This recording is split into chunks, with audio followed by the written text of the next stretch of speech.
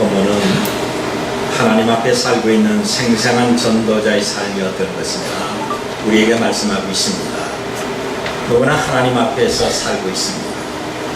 지금 이 시간에도 우리는 하나님 앞에서 예배하며 시간을 보내고 있습니다. 우리는 하나님 앞에서 어떤 삶을 살고 있느냐 하는 것이지 무엇을 하느냐 하는 것이 중요한 것이 아닙니다. 베드로와 요한이 나면서부터 걷지 못하는 병자를 고치고 부활하신 예수님을 증거하자 이것을 싫어하는 산헤드린 공의원들이 이들을 잡아다가 옥에 가둡니다. 산헤드린은 큰 심판의 집이란 뜻으로 모세가 만든 70인 장로제의 배경을 둔 공의입니다. 이 제자가 시대를 따라서 이어지다가 헤롯 시대에 장로회 또는 공회라는 명칭을 갖습니다. 산헤드린 공회는 세 계급으로 구성됐는데 제사장과 장로와 율법학자. 공회는 재판과 경찰권이 있는 최고 유대의 의결기관입니다. 여기서 결정된 모든 것은 하나님의 소리를 대변한다고 해서 아무도 이를 달거나 막을 수가 없는 것입니다.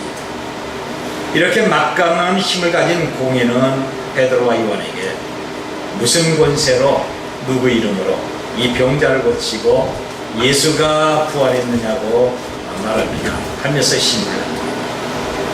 그리고 베드로와 요한은 너희가 십자가에 못 박고 하나님이 죽은 자 가운데서 살리신 나사렛 예수 그리스도 이름으로 이 사람이 건강하게 됐다고 말하고 하나님 앞에 큰 영광을 돌립니다. 여러분, 사도행전을 계속 강의하고 있습니다만 사도행전은 신령한 싸움을 기록한 성경입니다. 불신과 믿음에 대한 싸움, 우상과 유일하신 예수 그리스도에 대한 싸움. 우리는 사탄과 죄악과 싸우는 그리스도의 신령한 군사들입니다. 이 세상 모든 사람은 하나님을 기쁘시게 할 것인가, 사람을 기쁘게 할 것인가, 과연 내가 누구를 선택하느냐에 따라 그 사람의 미래가 결정됩니다. 선택은 우리가 해야 되는 겁니다. 베드로와 요한은 하늘의 권세를 가진 예수 그리스도를 선택하면서 땅의 권세를 가진 공의원들과 변론하여 하나님의 능력을 나타내게 된 것입니다. 먼저는 사도들의 석방의 동기입니다. 사도들이 왜 석방이 됐습니까?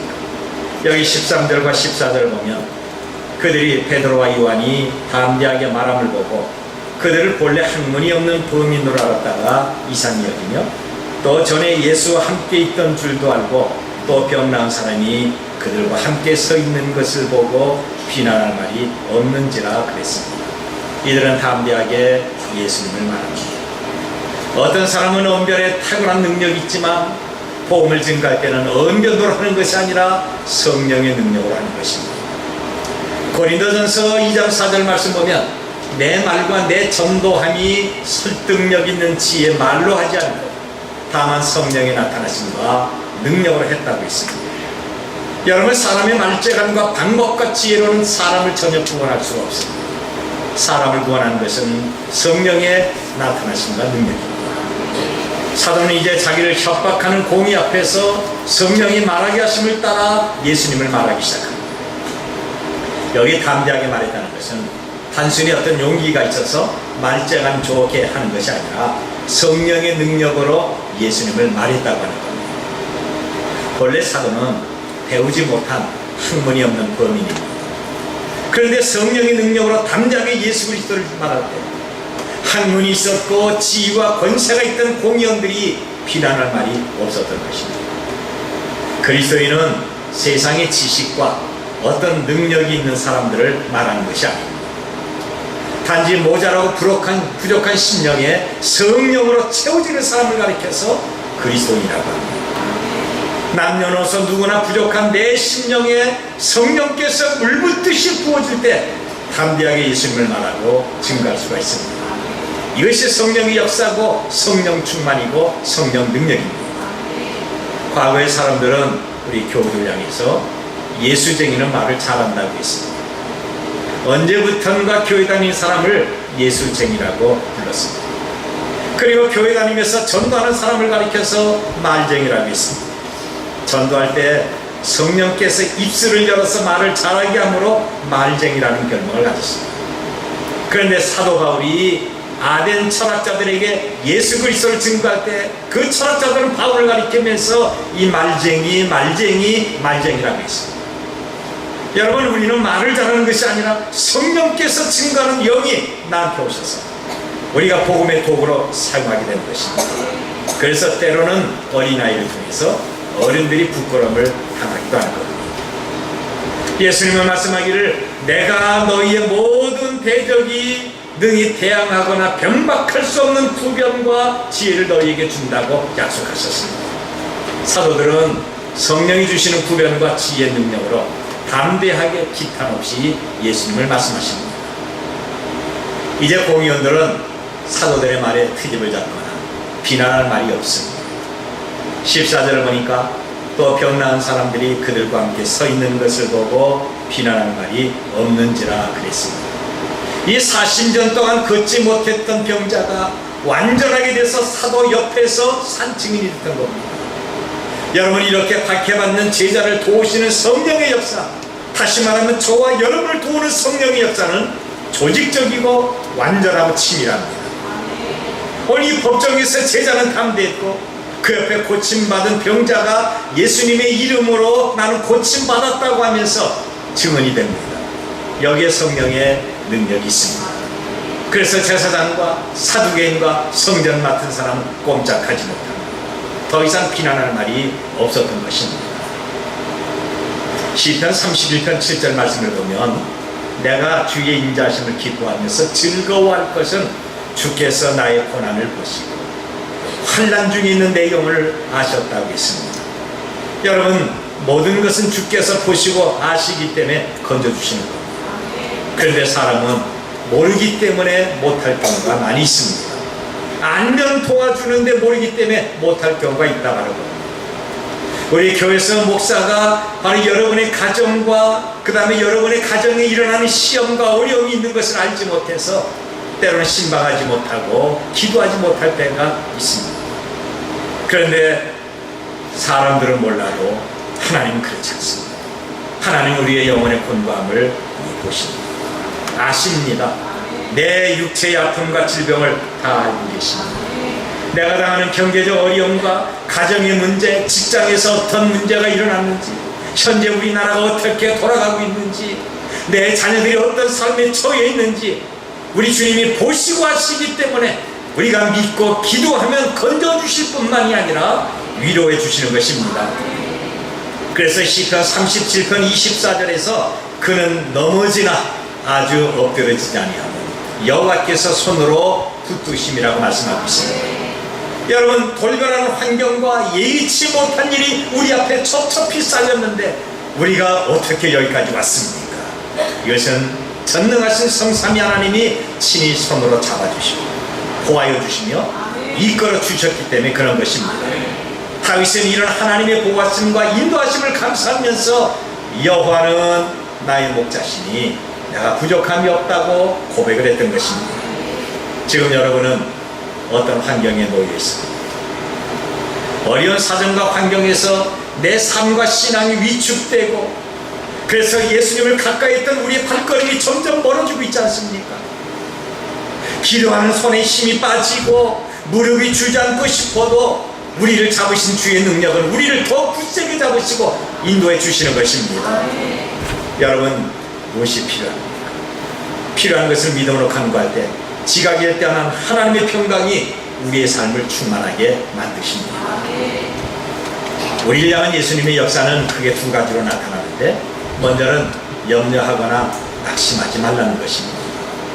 네가 왜 염려하니? 너 왜 낙심하니? 네 짐을 나에게 맡겨라. 너 염려하지 말고 낙심하지 말라. 우리는 걱정하고 우리는 낙심하지만 이런 우리를 보면서 주님은 왜 염려하니? 왜 낙심하니? 그러면서 위로와 평안을 주십니다. 그리고 또 한 가지는 담대하라, 두려워하지 말라고 하는 것입니다. 겁먹지 말라고 하는 겁니다. 우리 주님을 보면 괜찮은데 사람을 보고 문제를 보면 겁나는 겁니다. 그래서 우리 주님은 당신을 보라고 하는 것입니다. 여러분, 예수님은 우리가 일을 진행할 수 있도록 담대한 마음을 갖도록 도와주십니다. 그래서 성령은 베드로와 요한에게 공의 앞에서 담대하게 말함으로 이기게 만들었습니다. 우리를 도우시는 주님은 세상 권세 잡은 자들 다 이기십니다. 그분은 십자가의 고난을 이기셨고 그분은 죽음까지 이기셨습니다. 사도들이 신문받는 어려운 환경에서도 예수 그리스도의 이름으로 승리하게 만드셨습니다. 이제 우리도 예수 그리스도의 이름으로 나갈 때 힘든 환경을 극복할 수가 있습니다. 예수 그리스도 이름으로 질병이 떠나가며 예수 그리스도 이름으로 사람의 권세를 깨트리는 능력이 있습니다. 그 다음에 두 번째는 공의의 결정입니다. 어떤 결정을 했을까요? 한마디로 더 이상 예수님의 부활을 말하지 말라고 위협하면서 놓아줬습니다. 21절 보니까 관리들이 백성들 때문에 그들을 어떻게 처벌할지 방법을 찾지 못하고 다시 위협하여 놓아주었으니 이는 모든 사람이 그 된 일을 보고 하나님께 영광을 돌리니라고 했습니다. 하나님의 일은 사람의 예상을 뛰어넘어서 상상할 수가 없습니다. 바로 하나님의 일은 우리에게 표적과 기사와 이적으로 나타나게 됩니다. 바로 사도들은 말하기를 우리는 보고 들은 것을 말하지 아니할 수 없다고 하면서 담대하게 말하는 사도들을 이들은 처벌할 수가 없었습니다. 그래서 단지 더 이상 예수님을 말하지 말라고 위협을 합니다. 17절과 18절을 보니까 이것이 민간에 더 퍼지지 못하게 그들을 위협하여 이후에는 이 이름으로 아무에게도 말하지 말게 하자고 그들을 불러 경고하여 도무지 예수의 이름으로 말하지도 말고 가르치도 말라 하니 이 공여들은 사도를 위협하기를 너 더 이상 예수님의 이름을 말하지 말라, 너 부활하신 예수님을 말하지 말라, 너희가 말하면 너희는 감옥에 가고 너희는 고통을 당할 것이다 위협을 하는 것입니다. 지금도 우리 주변에 이런 사람들이 많이 있습니다. 아내가 신실하게 예수님을 믿을 때 불신 남편이나 시부모님이 말하기를 더 이상 교회 나가지 마라, 가면 이혼할 것이다. 우리 집안에는 지금까지 교회 가는 사람이 한 사람도 없었다. 그러면서 막습니다. 직장에서 주일에 출근하지 않으면 불이익을 당하거나 그만둬야 된다고 위협을 합니다. 순수하게 믿는 사람들에게 집주인이 예수님을 믿으려면 집을 빼달라고 합니다.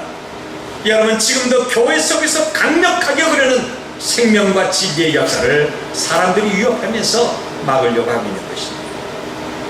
공의원들은 사도들에게 예수 이름으로 말하지 말고 가르치도 말라고 위협을 합니다. 이렇게 사탄은 예수님의 이름을 두려워합니다. 예수님의 이름이 사탄과 어둠의 세력이기는 가장 무섭고 싫은 것입니다. 그래서 우리는 예수님의 이름을 믿고 예수님의 이름으로 기도하고 예수님의 이름을 사용할 때 사탄의 힘을 잃어버립니다. 그리고 하나님은 예수의 이름이 있는 곳에 승리의 복을 주시는 것입니다.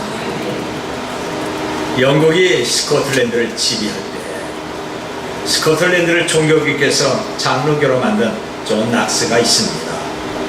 그런데 그 당시에 영국에는 메리 여왕이 지배하고 있었습니다. 그는 사람을 너무 많이 탄압하고 감옥에 가두고 고민하고 죽여서 피의 메리라고 하는 별명을 가졌습니다. 너무나도 혹독하고 잔인하게 사람을 죽였기 때문에 그의 별명이 피의 메리입니다. 그런데 메리 여왕도 살기등등한 권세도 예수 그리스도를 말하고 종교를 개혁하는 낙스의 기도의 능력에는 힘을 잃어버렸습니다. 메리 여왕은 많은 사람이 있는 데서 말하기를 내가 세상에서 제일 두려워하는 것은 낙스가 믿는 예수님과 낙스의 기도다 라고 말했습니다. 낙스가 죽자 그의 비문에는 낙스는 아무도 사람을 두려워하지 않았다 라고 기록을 했습니다. 여러분, 물고기가 물을 떠나 살 수가 없듯이 그리스도인들은 예수님을 떠나 살 수가 없습니다. 우리는 예수 그리스도 이름으로 무엇이든지 시작하고 예수님의 이름으로 진행할 때 그것은 마침내 승리와 기쁨과 평안입니다. 힘들고 어려울 때 예수님의 이름을 사용하도록 하십시오. 우리는 바로 기도할 때만 예수님의 이름으로 기도합니다. 그리고 끝내버립니다. 아닙니다. 수시로 사용하셔야 됩니다. 나에게 힘들고 어려움을 주는 모든 것은 예수 이름으로 물러가라 소리지도록 하시죠. 나에게 경제적 고통을 주는 것은 예수 이름으로 물러가라고 하십시오. 한두 번이 아니라 예수 이름으로 물러가라고 반복적으로 꾸짖도록 하십시오. 막힌 것과 아픈 것이 있을 때 예수 이름으로 물러가라 꾸짖고 명령하도록 하십시오. 알파와 오메가가 되고 처음이자 마지막 되신 예수님께서 들으시고 도와주시고 일하십니다. 사도들이 예수님의 이름으로 믿음의 길을 따라갔다고 한다면 우리도 갈 수가 있습니다. 아니 반드시 그 길을 가야 됩니다. 나도 이제 예수님을 따라갑니다. 나도 주 안에서 모든 것을 할 수 있습니다. 이런 확실한 믿음과 헌신이 우리에게 있기를 바랍니다. 그리고 세 번째는 베드로와 요한의 증거입니다. 공의 위협에도 이들은 굴하지 않았습니다. 19절과 20절을 보니까 베드로와 요한이 대답하이르되 하나님 앞에서 너희 말을 듣는 것이 하나님 말씀을 듣는 것보다 옳은가 판단하라. 우리는 보고 들은 것을 말하지 아니할 수 없다라고 말합니다.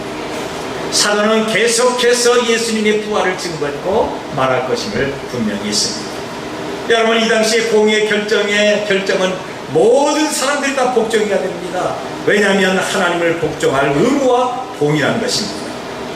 그러나 두 사도는 인간의 손으로 만든 어떤 제도가 아니라 아무도 대항할 수가 없는 하나님의 말씀을 듣겠다고 선포를 한 것입니다.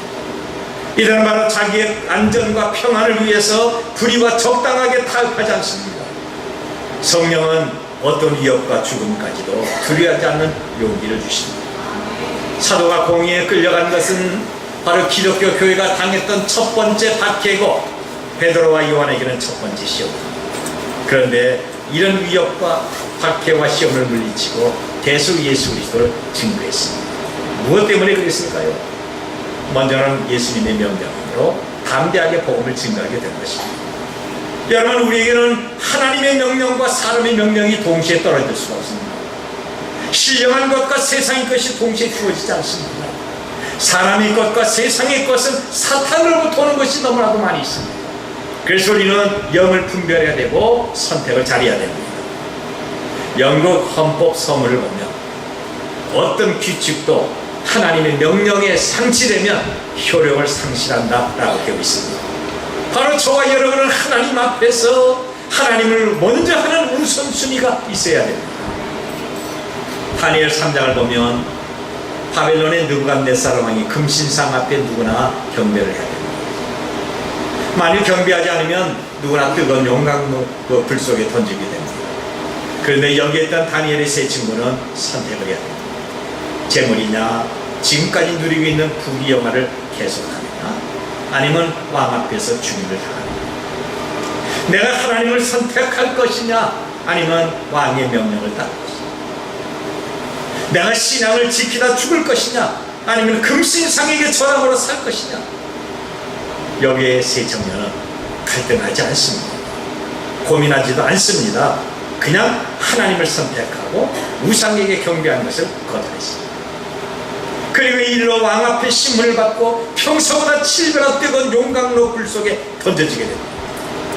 그런데 하나님은 불 속에서 나타나 이들을 보았시고 이들을 고소한 원수를 다 멸하시고 끝까지 신앙 지킨 이들에게 지희와 부귀와 영화를 더해주셨습니다.